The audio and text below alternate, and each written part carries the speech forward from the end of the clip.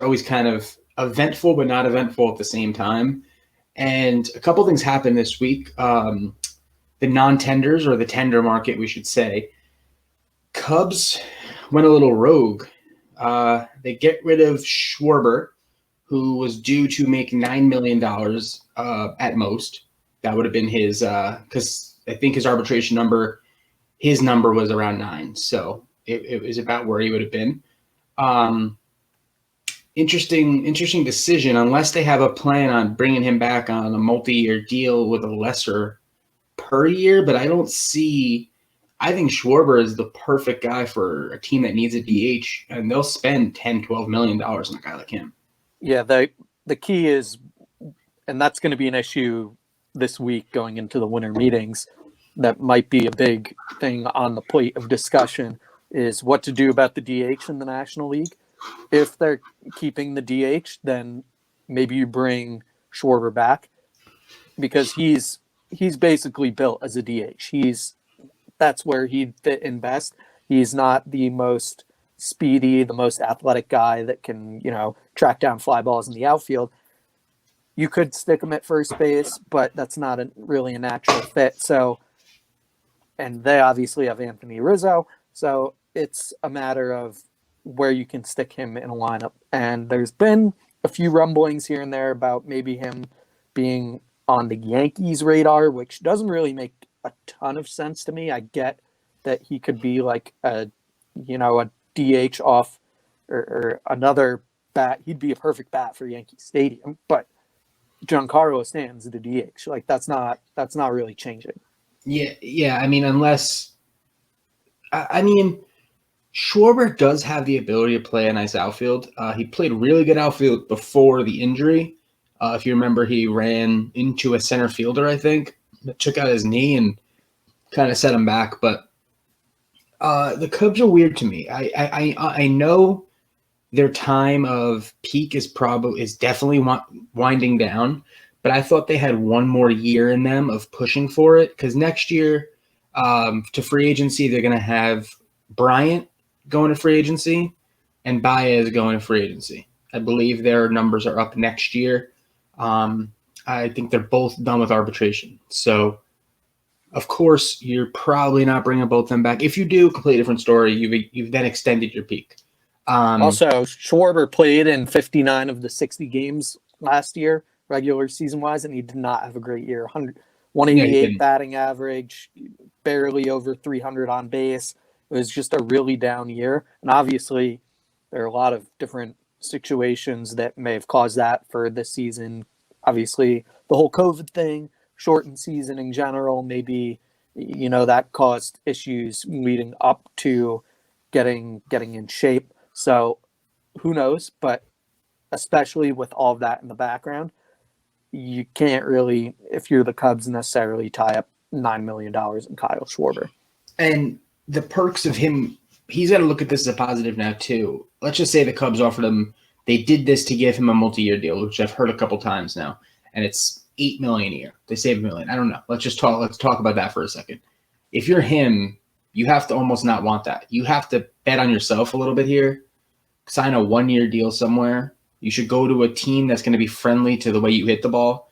I think a team that sticks out to me is the Rays. If he goes on a 1-year deal, they could teach him all the statistics they have there, and I think he would mash. Play in Yankee Stadium a couple times a year, play in Baltimore, play in Boston, just places that he can hit. And I think that's a value builder because he has power. Teams are going to pay for power. They're going to he will have a job for the next 10 years if he wants one, just because he has power. Yeah, he definitely needs to be in a hitter's ballpark. And like you said, he could have a job for the next 10 years. He's only 27. So it's not, this isn't like he's 33 and he is what he is. He still has time to figure it out. And yes, the Cubs can't really necessarily throw him a long multi-year deal knowing how he performed last year. But at the same time, that might be good for Schwarber, gamble on himself, go to a hitter's ballpark, which really, I don't really get into the details of what a hitter's ballpark versus what a pitcher's park is, but as far as I know, Wrigley isn't really a hitter's ballpark. So maybe a change of scenery could be good for him, especially if the DH rule goes away. I think a change of scenery could be really good for him. Like you just said, I think it would be huge for him. I love his swing in the Bronx. I think his swing, his fit would be nice, but I just don't know where he fits unless Stanton has the ability to play the outfield still, or Schwarber can play the outfield. But then you're cutting time from a guy like Frazier, no, King Clint or Hicks, or Hicks. You know what I mean? Or if you're saying Schwarber could play first, Voit. So regardless, it's not a need. I could understand if the market really dries on Schwarber and you can get him on a 1-year, $4 or $5 million deal, and from let's say a month from now.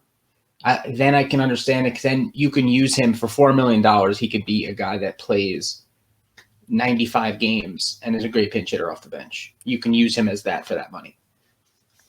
Yeah, I mean, there are a variety of ways it could go with him. I think I would wait it out a little bit. Yeah. If I was him, especially wait through these winter meetings. We know a lot, not necessarily a lot goes down in these winter meetings, but teams start talking now. It's kind of the facilitator. Usually the winter meetings are kind of the moment that we go, okay, we kind of close the book on 2020 or the previous season, and we're starting fresh going into the new year, and teams are thinking about getting the ball rolling for spring training. So should be some interesting stuff to come out of this week. I think we got, although it seems like years ago at this point, I believe it was this week last year that the whole Garrett Cole thing went down. Yeah. It was. I think it was either during or right before the winter meetings, like days before. I mean, not I think it was very close, but it started to escalate. You have a couple periods coming up. You have, after these winter meetings are over, you have a 2-week-ish period before the holiday break. So teams take a break around Christmas. I believe not just teams. I don't think you can make a move the week of Christmas, from that Monday to whatever the days of the week are for Christmas this year. You cannot make a move in that time frame. Same thing with Thanksgiving, I believe. A lot of sports do that. So the period is, the teams may rush to make a move before the holiday, because then the moves get quiet and you could be looking at guys without saying it publicly still. They're going to be working. And then the period right after, because right after that, you're talking beginning of January, you're only about a month and a half out from reporting.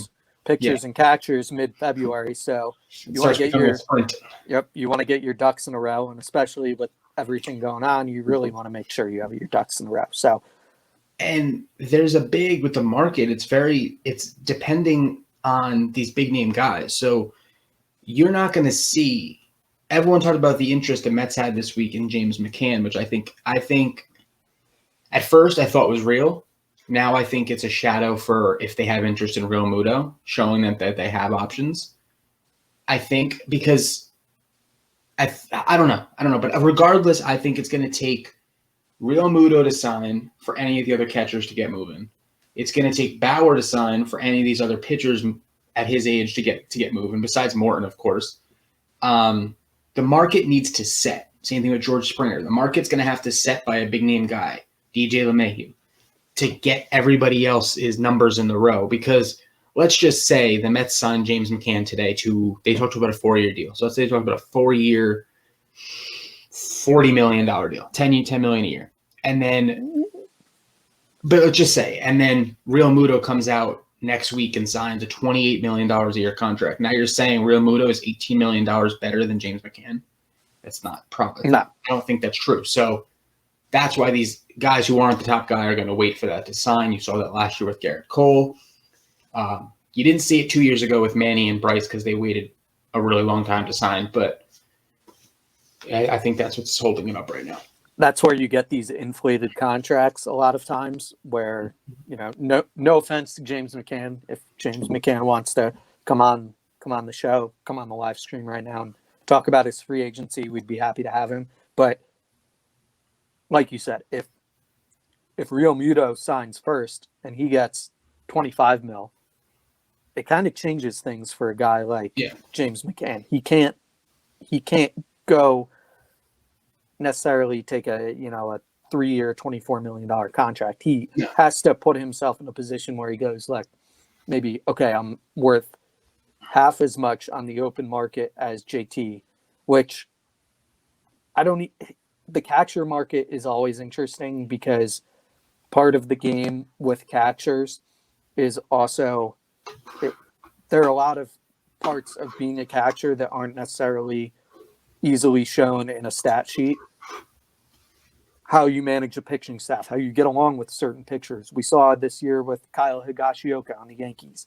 He kind of brought himself into the fold, and then the hitting came after because he had a previous relationship with Garrett Cole. They go back to their high school, basically Babe Ruth ball days, where they've known each other for a long time playing whatever in the California leagues. So all of that plays into consideration with catchers, and you got to drum up the value the way you can, any way you can. And I think the Mets are in a spot too where, I think the Mets in general control the market. I feel that strongly because I think a lot of teams are looking, a lot of agents are looking at Steve Cohen and saying, he's got all this money. Let's just wait to see what he offers us. So I think the Mets are going to have final say on a lot of guys. I think keep a couple guys out, like a DJ LeMahieu. If he gets the deal he wants from the Yankees, he's not calling Steve Cohen and saying, what do you have for me? If he gets the deal he wants, he'll go back to the Yankees. But which, breaking news on the DJ LeMahieu front. What's that? Aaron Judge. Oh, God. On Aaron Judge's Instagram story, or on DJ LeMahieu's, maybe not his Instagram story, but DJ LeMahieu was pictured or posted a picture somewhere of him using an Aaron Judge bat. And then Aaron Judge reposted it, just playing the social media game a little bit. I don't think there's a question that DJ wants to come back.